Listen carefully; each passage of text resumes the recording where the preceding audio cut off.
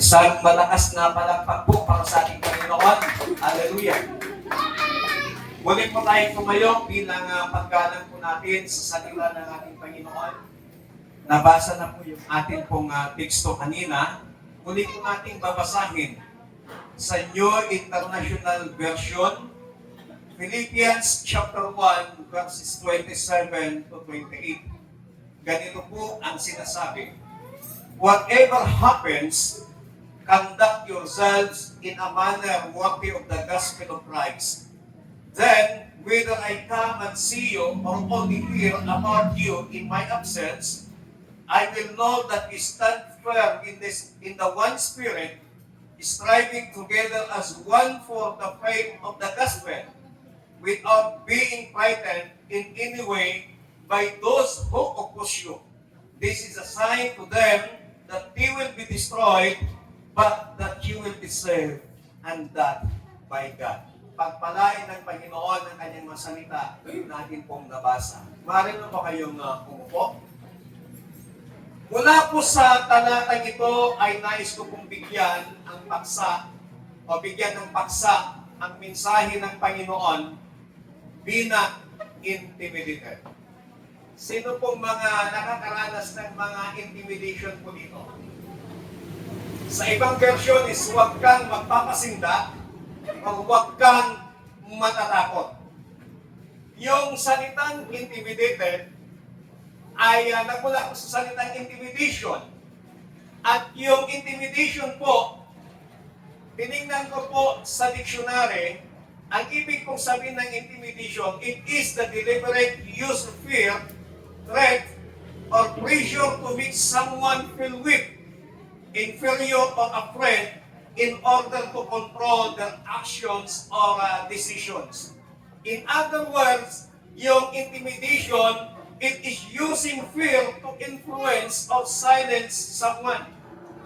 Ito yung ginagamitan mo o inu-influensyahan mo ang isang bagay o ang isang tao na kung saan ay may halong panganib o may halong pananakot sa isang tao.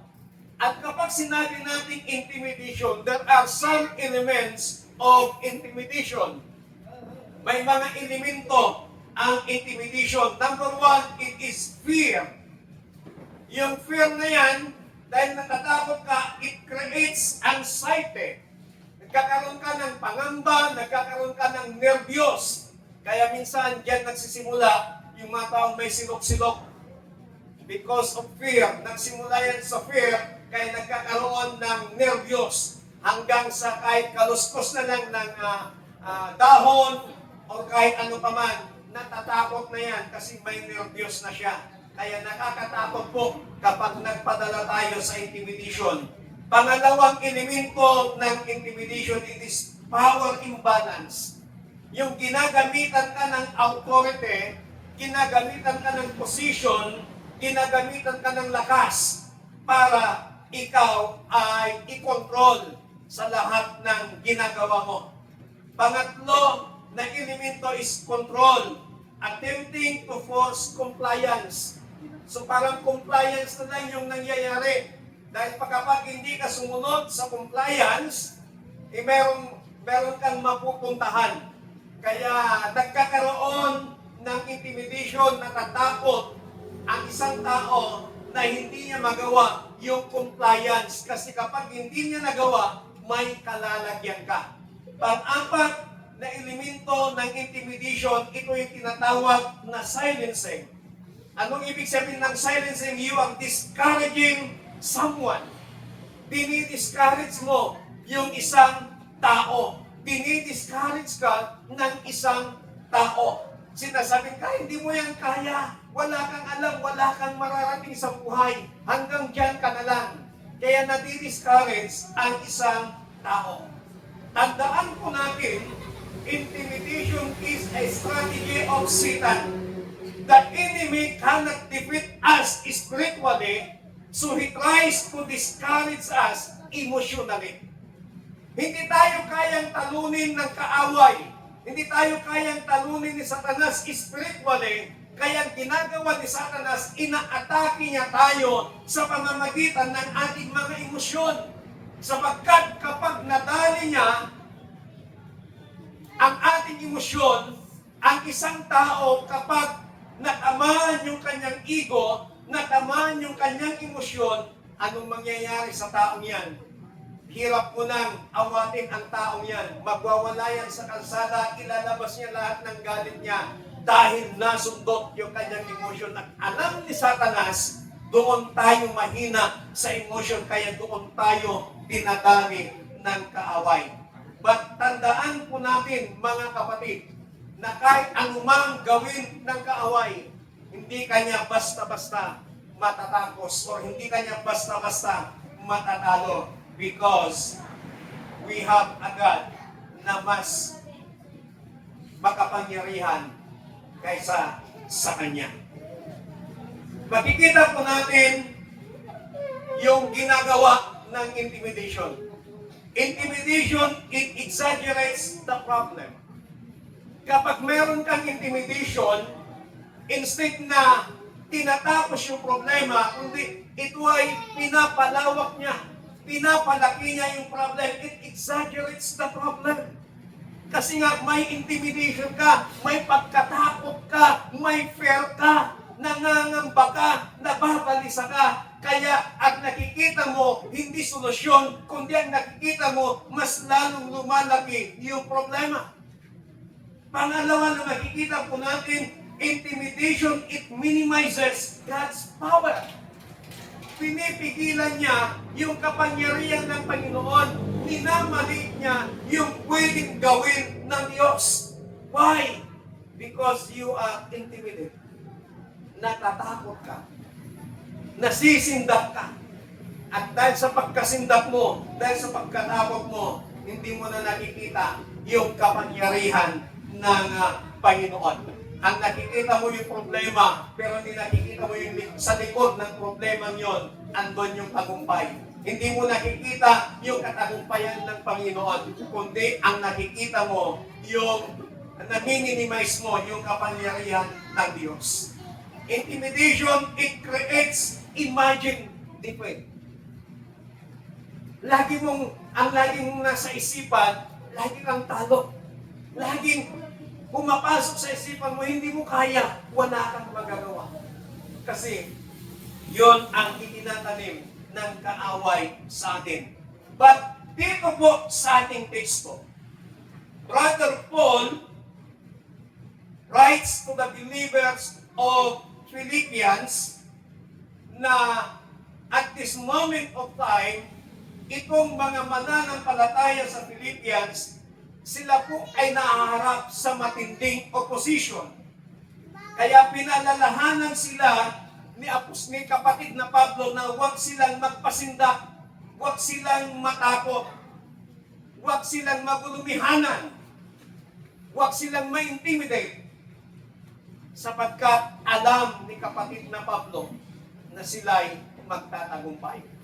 Ano ba yung kinakaharap ng mga mananampalataya sa Filipos? Sila po ay pinagbawalan na ipangaral ang salita ng Panginoon. Sila po ay pinagbawalan na magbanggit ng salita ng Panginoon.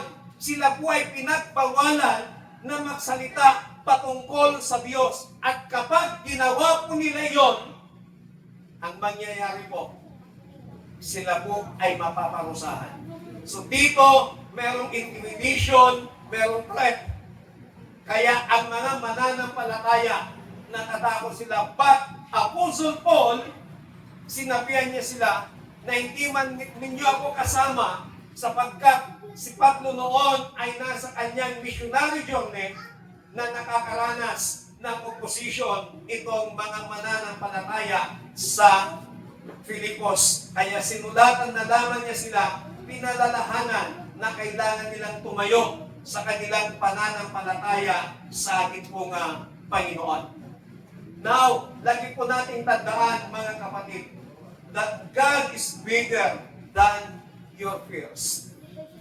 Our God is bigger than our fears. Our God is bigger than our problems Our God is bigger than our opposition.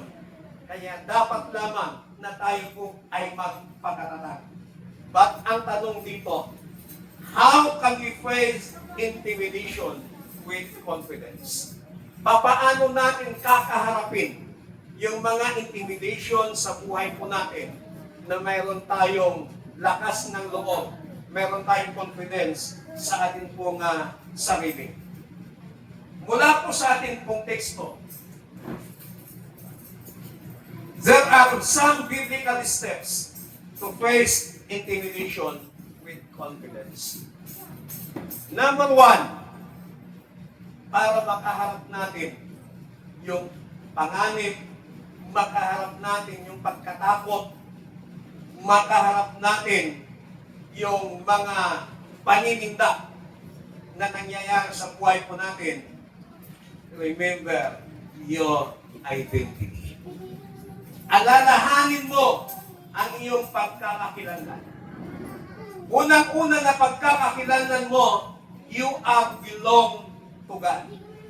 Ikaw ay pag-aari ng Diyos. Kaya kapag ikaw ay ini-intimidate ng kaaway, kapag ikaw ay tinatakot ng kaaway, lagi mong tandaan ang iyong pagkakakilanlan at ang ating pagkakakilanlan, we are belong to God. Kasama tayo, pagmamay-ari tayo ng Panginoon. Ano pong sabi sa 1 John chapter 4, verse 4? Greater is He that is in you than he that is in the world. Higit na makapangyarihan yung bagay na meron ka kaysa sa bagay na nandito sa lupa. Ano yung bagay na meron tayo? We have a God.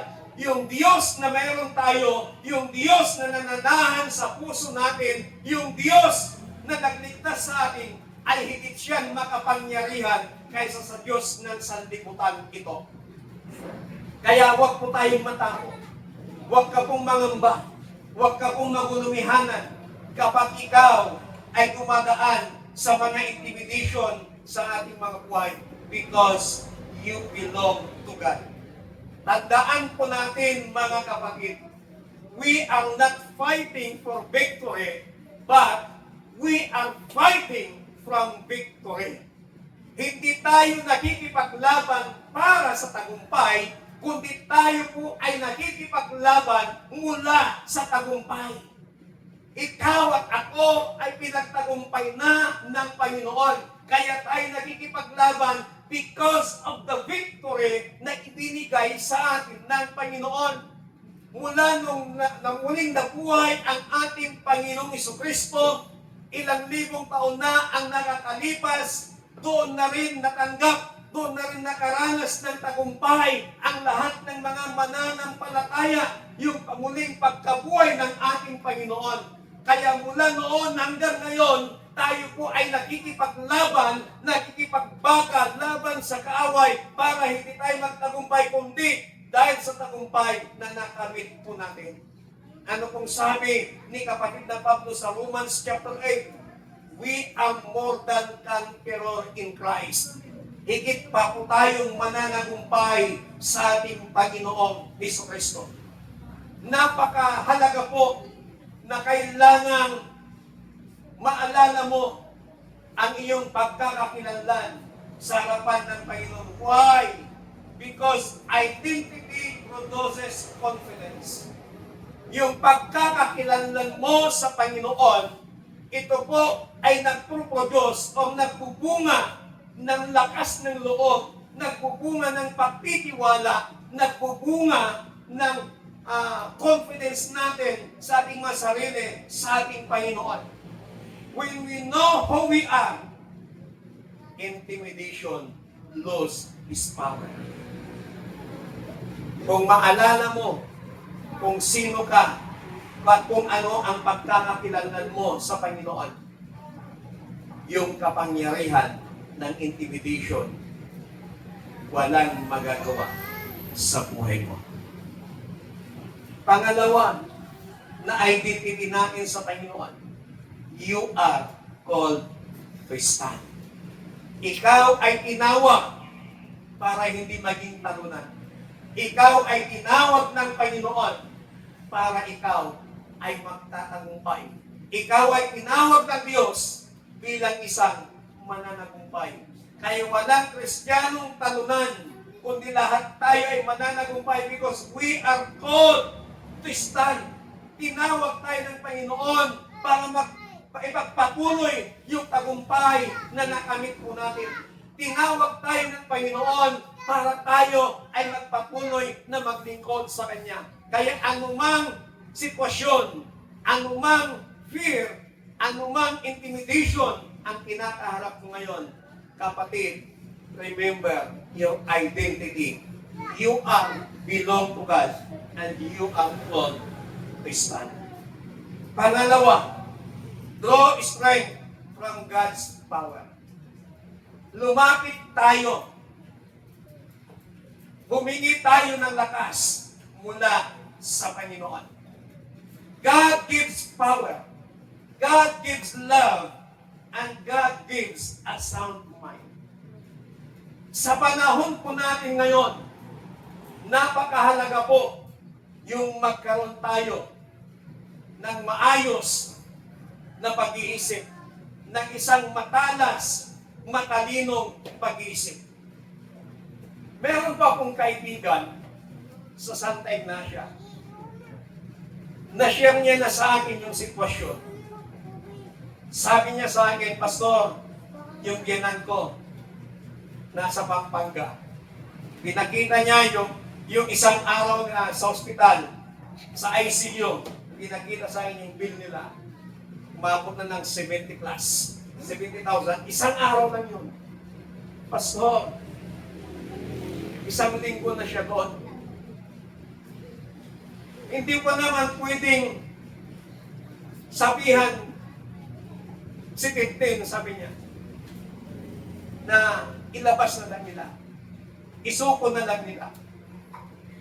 Pastor, kung ibubuhos ko lahat, mawawalan na kami ng hanap buhay.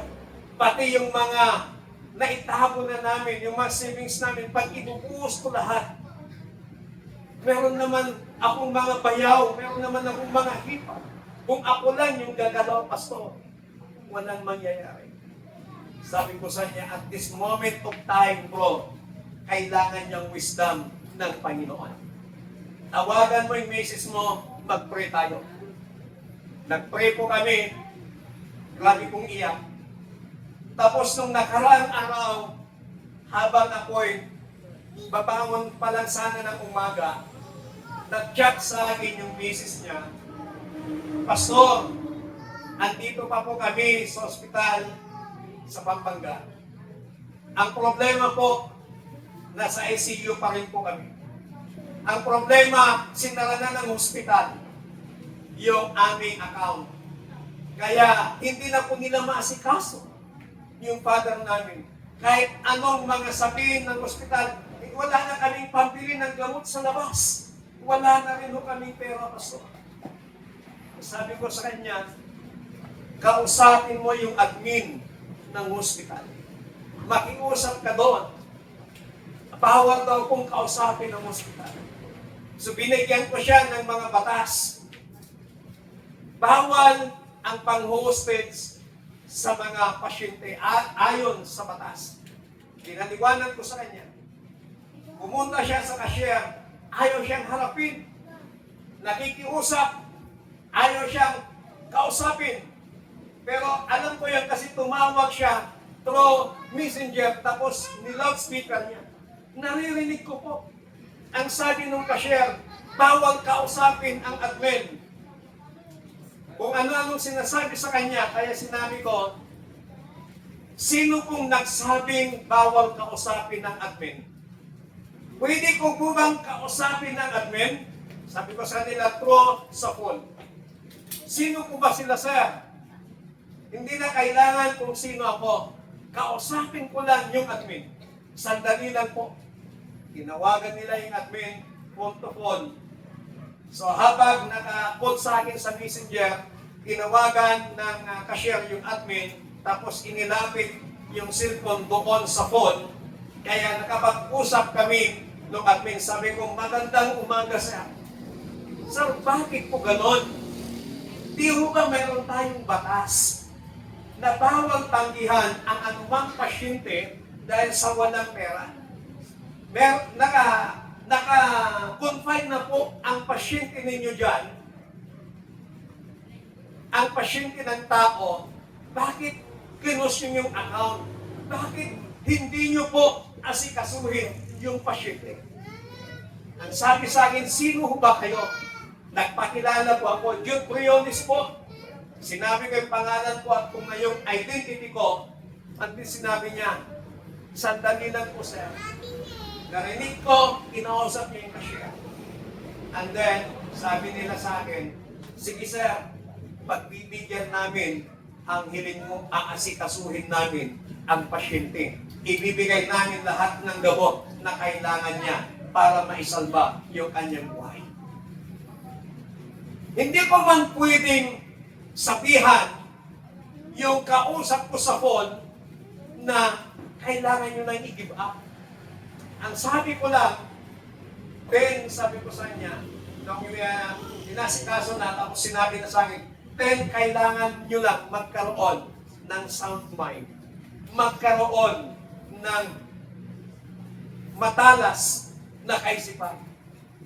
Nag-chat sa akin yung kanyang asawa, sabi niya, Pastor, nung kahapon na kayo, andito pa po kami sa ICU at inaantay na lang namin yung mga kasama namin na papalit sa amin. Ang sabi ko sa kanya, bro, magpakatatag kayo, lagi kayo manalangin sa Panginoon, huwag panghinaan ng loob. Kailangan nyo yung wisdom ng Diyos. Mga kapatid, ang sinasabi ko dito, we need the wisdom of God. We need a sound mind na sa panahon ng mga pagsubok na kinakaharap mo, sa panahon ng mga mabibigat na sitwasyon na kinakaharap mo, kailangan mo yung wisdom ng Diyos para gumawa ng isang decision.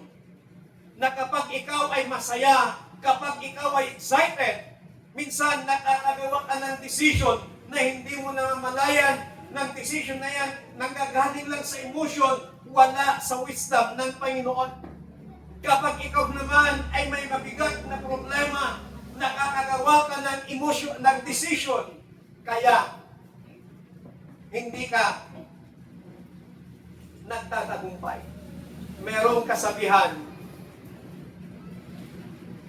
na when emotions are high, doon naman bumababa ang kaisipan. When emotions are high, intelligence is low. Kaya kailangan mo yung sound mind ng Panginoon. We have to pray for boldness. Humingi tayo, manalangin tayo ng katapangan mula sa Panginoon. Prayer strengthens courage.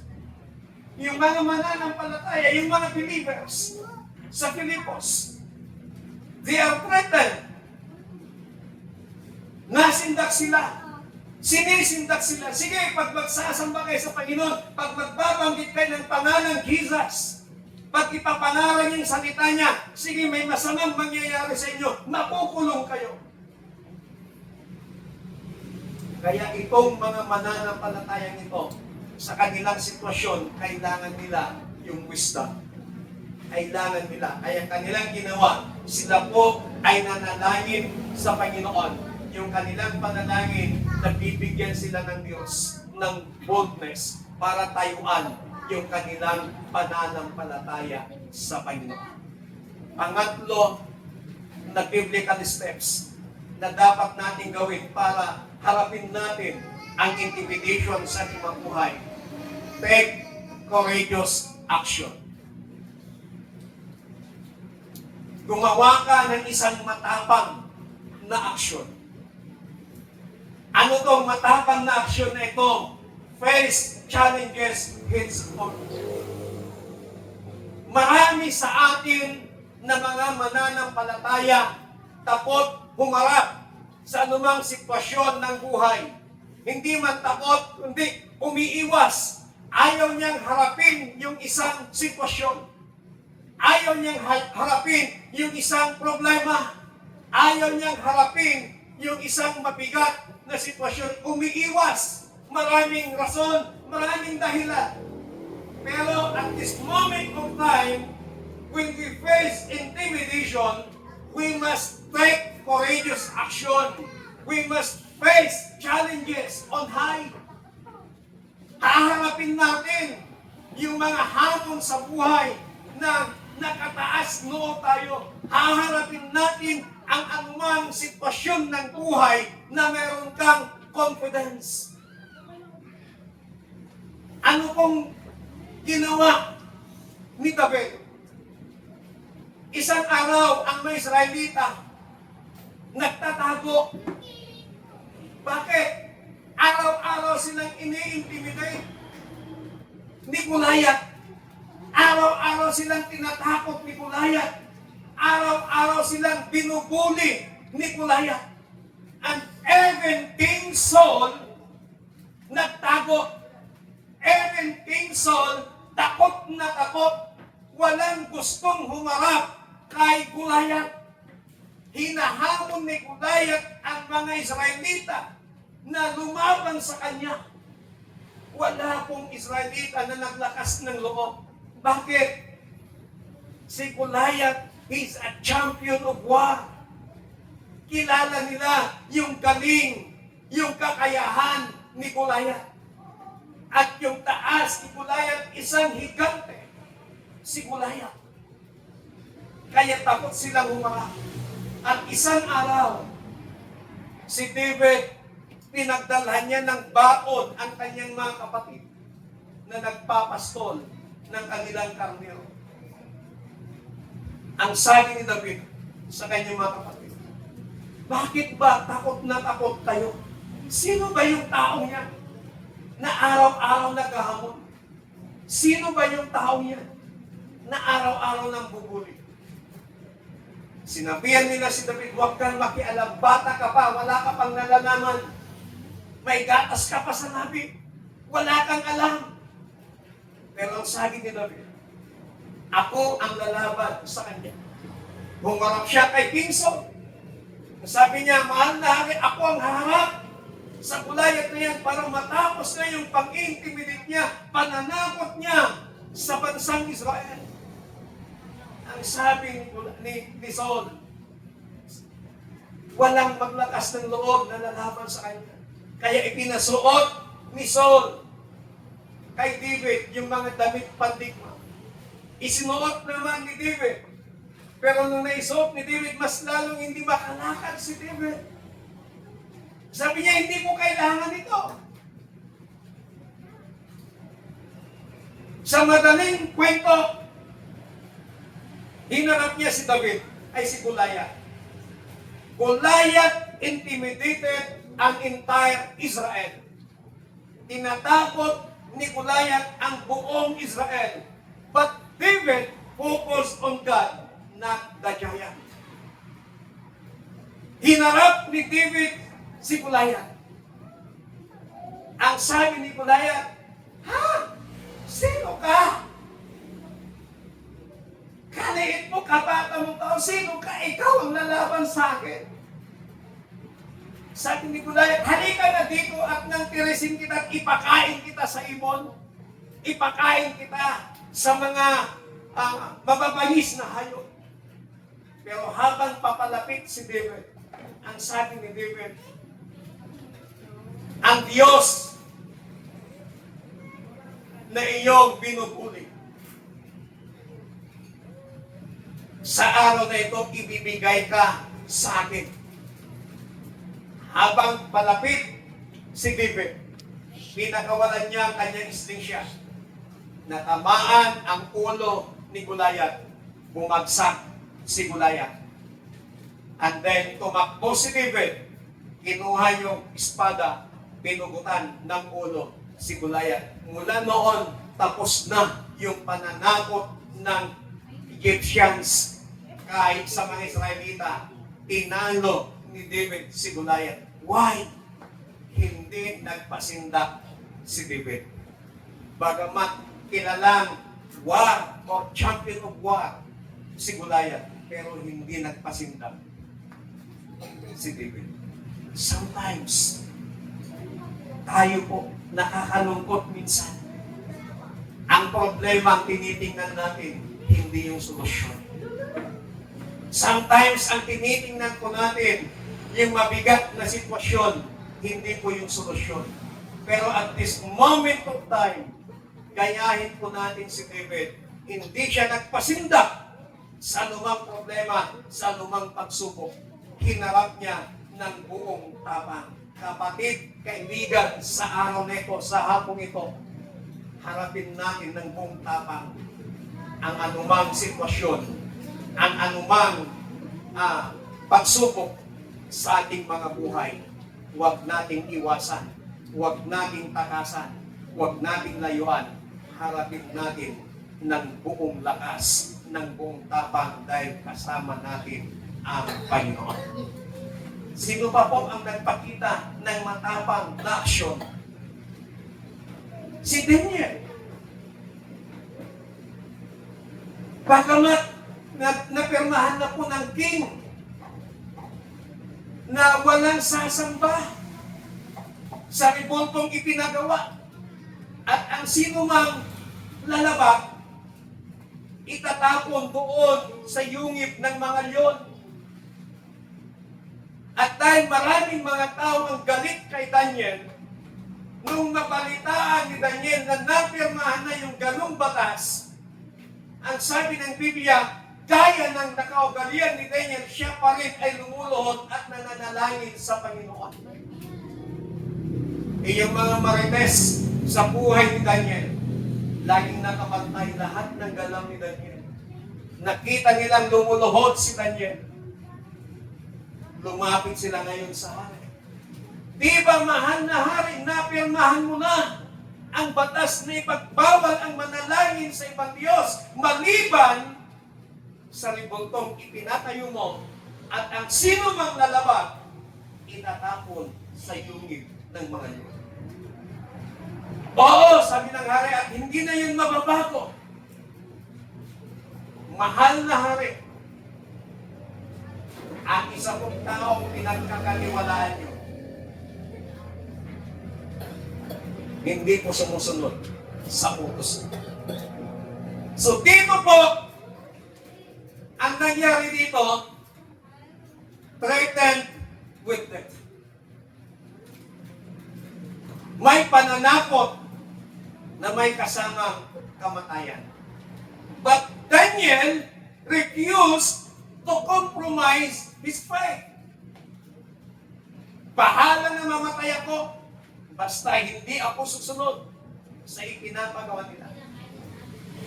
Sa madaling sabi, itinapon si Daniel sa yungib ng mga yun. Pero ang ginawa ng Panginoon, inutusan niya kanyang mga anghel para patikumin ang bibig ng mga yun. Kahit gaano kagutom yung mga yun, hindi nila kinain si Daniel, kundi naging kaibigan ni Daniel. Nung makita ni King, sumilip siya, "Sinaktan ka ba, Daniel? Kumusta ka niyan?" Ang sabi ni Daniel, "Hindi po, mahal na hari. Palakad-lakad lang." Kaya ang nangyari, pinaahon ng hari si Daniel at yung mga tao na maritis sa buhay ni Daniel, sila ngayon yung ipinatapon sa yungib ng mga yun. Yung mga taong sulsultan kay King, sila yung ipinatapon sa yungib ng mga yun. Nabakuyo sila. Sa panahon po natin ngayon, yung terminologies ng mundo, karma. Digital na ang karma ngayon. Kaya mag-ingat po tayo mga kapatid. Baka mabakuyo ka sa mga ginagawa mo sa ibang tao. Ang hirap ng mabaktuyo. Katulad ng mga sulsultan, hindi konsultan, mga sulsultan ng hari para lamang wasakin yung buhay ni Daniel. Nabaktuyo sila. Kaya mag-ingat kayo. Kung kayo ay sulsultan, tigilan na ninyo yung pagiging sulsultan nyo. We must face challenges heads on. Pangalawang matapang na aksyon, obedience despite fear. Magkaroon tayo ng pagsunod sa kabila ng pagkatakot na nararanasan. Courage is obtained in faith, even when afraid. Do not let intimidation silence your testimony. Huwag mong hayaan na yung pagkatakot, yung pangamba, yung fear, yung intimidation sa buhay mo, patatahimikin ka at hindi ka magpupuri, hindi ka sasamba sa Panginoon. Pang-apat at ang panghuli na biblical steps on how to face intimidation in our lives. Maintain a perspective of victory. I-maintain po natin yung pananaw ng may pagtatagumpay. We must focus on God's faithfulness. We must remember our past victories. Na habang inaalala mo yung mga nakalipas mong tagumpay na ibinigay ng Panginoon sa iyo sa mga nakalipas mong pagsubok, sa mga nakalipas mong problema, habang inaalala mo yun, mas lalo kang mapapamahal, mas lalo kang mai-inlove sa Diyos. Dahil sa kabila ng hindi ka nagiging tapat, sa kabila ng pagkukulang, mga pagkakamali mo sa Panginoon, still binigyan ka ng tagumpay. Kaya yung sitwasyong kinakaharap mo ngayon, kapatid, kapag inaalala mo yung tagumpay mo sa Panginoon in the past, mas lalo kang mai-inlove sa Panginoon. Na bagamat hindi tayo karapat-dapat sa Kanya, Kanya tayong inabot at ibinigay ang tagumpay sa ating mga buhay. We must meditate on God's Word. Lagi po nating basahin, lagi po nating saliksikin, at lagi po nating dinidilihin ang kanyang mga salita sa bawat araw. Anong bilin ni Moses kay Joshua? Huwag mong hayaan, sabi ni Moses kay Joshua. Huwag mong kaliligtaan na basahin ang aklat na iyon. Yung aklat na tinutukoy ni Moses kay Joshua, that is the Word of God. Dinidilihin mo yon araw at gabi. Meditate day and night. Pag nilay-nilayan mo ang salita ng Panginoon. Kaya sa ating pong mga buhay, lagi po natin pagnilay-nilayan ang salita ng ating Panginoon. Intimidation may surround us, but God's presence surround us. Bagamat ikaw ay pinapalibutan ng mga intimidation sa iyong buhay, but yung presensya ng Panginoon, pinapalibutan mo ka rin niya. Kaya, ang sabi ni kapatid na Pablo, if God is for us, who can be against us? These are the 4 biblical steps on how to face intimidation in our lives. We must remember your identity. We must stand firm in our identity in Christ. We must draw strength from the power of God. We must take courageous action. And we must keep focus on God's power and God's promises. Tayo na po lahat.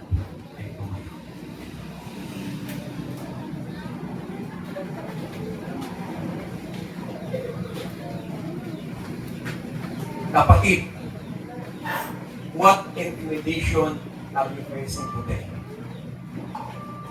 Ano ba yung kinakaharap mo na fear? Ano ba yung kinakaharap mo na threat? Ano ba yung kinakaharap mo na panganib? Ano ba yung kinakaharap mo na panininda sa buhay mo? Will you let fear control you? Kaya mo ba ng intimidation na yun kukontrol ang iyong buhay? Do not be intimidated by cultural pressure. Do not be intimidated by spiritual opposition. Do not be intimidated by personal insecurity. Do not be intimidated by past failures. But we must stand firm. We must speak boldly. And we must trust in God completely.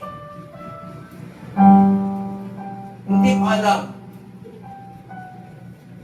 what intimidates you. But this afternoon, kung gagawin mo yung 4 na biblical steps, kayang-kaya mo kaharapin ang anumang intimidation na kinakaharap mo ngayon o mararanasan mo sa iyong buhay. Hallelujah. O purihin ka, Panginoon, sa kahinga. At ilang Diyos, napakabuti mo. Hallelujah. Isipin mo, kapatid, kung ano yung nag-i-intimidate sa'yo. Maybe ito ay sakit. But don't allow na karamdaman niya ng mag-control sa'yo. Huwag kang matakot. Tayuan mo ang iyong pananampalataya. Paghawakan mo ang salita ng Panginoon. Hallelujah. Panginoon, sa hapong ito, maraming salamat sa iyong salita. Tinuruan mo kami ng mga bagay na dapat namin gawin upang makaharap namin ang anumang intimidation sa aming mabuhay. Kilala mo ang bawat isa sa aming Panginoon. Anumang kinakaharap ng bawat isa na may kasamang threat, may kasamang panganib, may kasamang pananakot. Panginoon, help us upang mapagtagumpayan namin ang lahat ng ito. Help us, O God, na magawa namin ang mga hakbang na ito na itinuro mo sa amin. At hayaan mo, O Diyos, na makapangyarihan sa pamamagitan ng iyong banal na Espiritu. We must overcome all ng mga intimidation sa aming mabuhay. Ano mang klaseng intimidation yan, Panginoon, walang magagawa sa amin. Because we have a God. We have a greater God. We have a bigger God rather than any kinds of intimidation sa aming mabuhay. Salamat, Panginoon. Salamat po ng marami sa iyong lahat ng papuri. Pasasalamat sa tanging pangalan ng aming Panginoong Hesus. Ang lahat ay magsabi ng Amen. Palapakan po natin ang malakas sa Panginoon. Hallelujah.